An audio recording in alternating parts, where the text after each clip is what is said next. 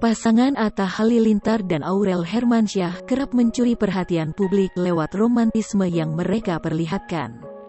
Terbaru, Aurel Hermansyah blak-blakan membeberkan bagian tubuh sang suami yang menjadi favoritnya. Hal itu pun berhasil membuat Atta Halilintar salah tingkah. Kali ini Atta diminta menebak bagian tubuhnya yang menjadi favorit Aurel. Mendengar hal itu, Atta tampak terdiam salah tingkah. Ia kemudian membuka kakinya dan memukul pahanya dengan kedua tangan. Aurel lantas memastikan bahwa sang suami menebak paha. Tak menyerah, Atta mencoba menebak bagian tubuhnya yang menjadi favorit sang istri. Masih penasaran, Atta kemudian bertanya langsung apa jawaban yang benar. Aurel pun tertawa. Ia seolah menggoda sang suami.